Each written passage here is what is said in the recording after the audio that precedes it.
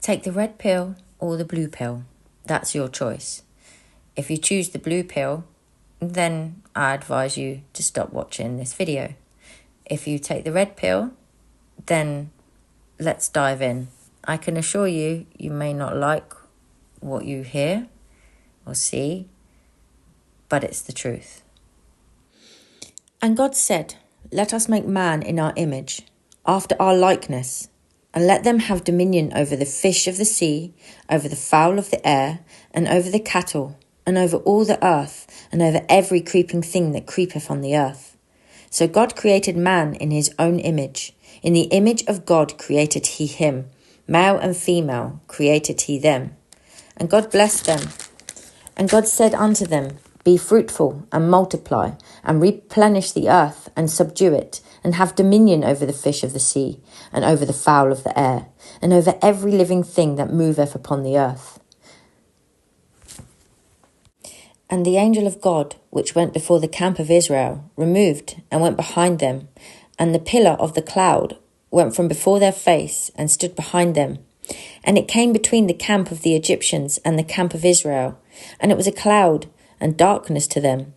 But it gave light by night to these, so that one came not near the other all the night.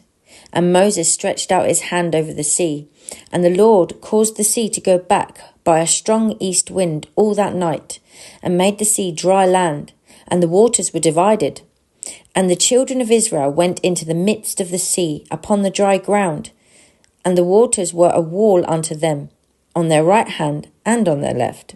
And the Egyptians pursued, and went in after them into the midst of the sea, even all Pharaoh's horses, his chariots, and his horsemen.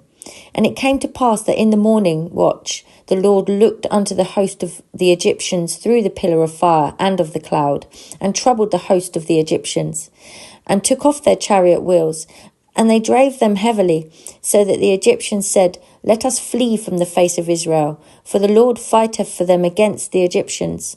And the Lord said unto Moses, "Stretch out thine hand over the sea, that the waters may come again upon the Egyptians, upon their chariots, and upon their horsemen."